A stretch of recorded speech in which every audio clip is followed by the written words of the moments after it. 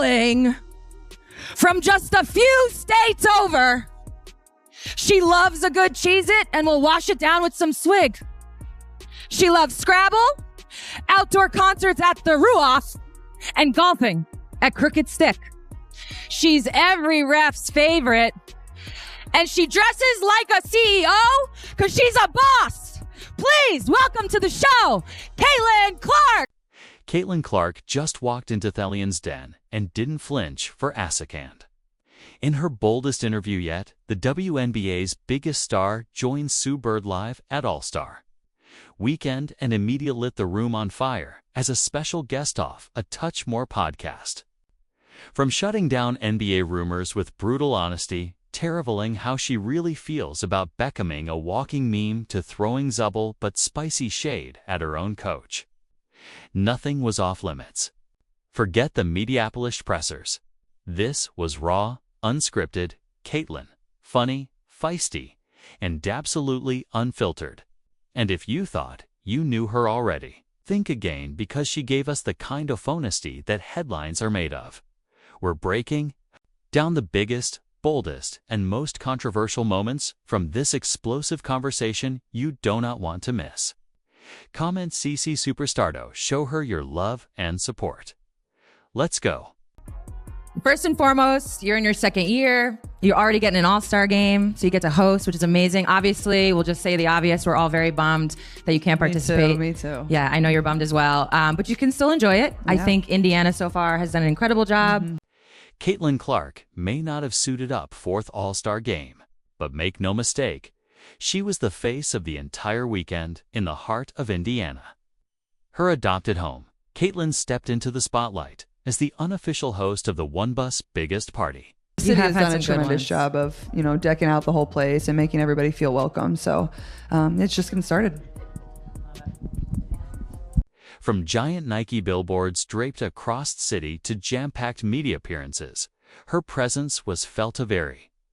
Where, despite not being a Play-Doh play, she embraced the role with pride and purpose, reminding everyone she's not just a star on the court, but a symbol of the league's future off it. I think it's amazing. You wouldn't want it the other way. So you just enjoy it. And they've put so much time, effort, and money. When we found out we were getting All-Star shortly after All-Star last year in Phoenix, they've been working on this around the clock. There's been so many different committees and so many different people that will never get credit for what they've been able to do and just the logistics behind it to make it amazing, not only for the people that are going to go to the three-point competition, skills competition, or the game, but just the people that are coming into the city to be around and just see everything that's being put on and just enjoy the vibes, I think is absolutely incredible.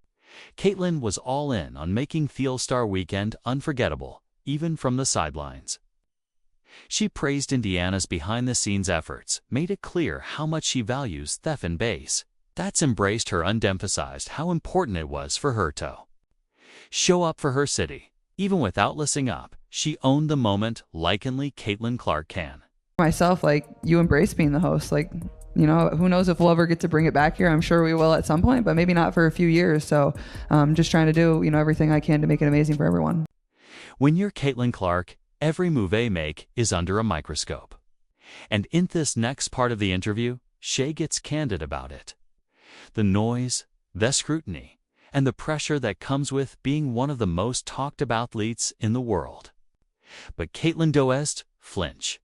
She shares how social media creates a warped version of reality, and how the real groundings come not from likes or headlines, but from kids in the stands, wide-eyed and inspired.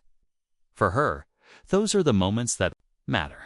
Well, I think first, you have to remember social media is just such a false perception of reality. And even for myself, you don't always realize that at times, it's not the real world. And, when you're in a position of, people are going to love you, people aren't going to like you. But I think when I show up to arenas, those are the moments that really remind me of how many people are really there supporting you and loving you. The little boys and the little girls, those are the people that are on social media, caring about every decision you make or every comment you make. But also at the same time, I feel I just try to show up every single day and be myself and approach it that way and just be authentically me. And she reveals that while fans may see the fire and intensity on the court, her teammates know her as the jokester, the comedic relief in the locker room.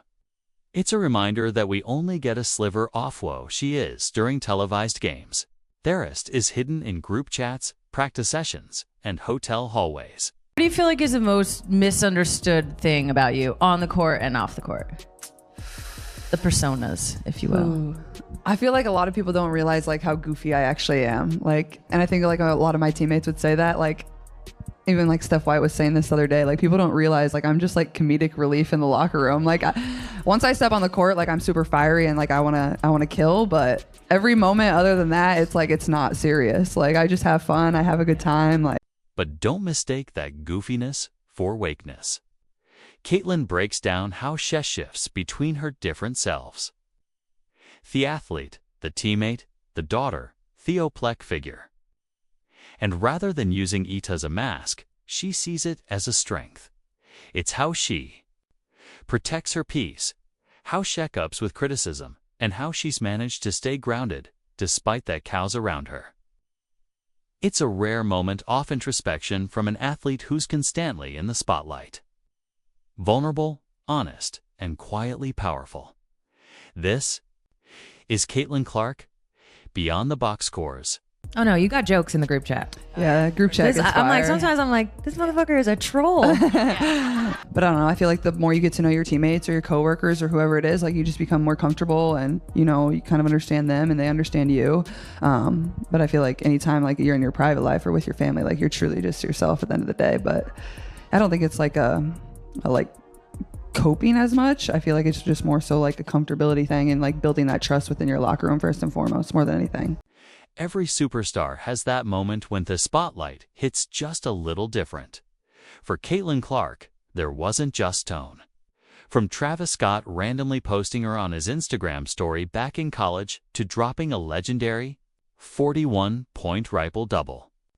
In the Final Four, her rise has been built on jaw-dropping performance and viral moments that no one could ignore. And as she shares her, that Louisville game wasn't just an. It was the night the world real lits could notice. Back to like my freshman year of college, like when we played UConn in the Sweet 16, we ended up losing in San Antonio. Like I remember Travis Scott had posted me on his story and I like got back to my phone and like everyone was texting me. I'm like, yeah, I have no idea why he did that. Like, I'm like, that's super cool. But yeah.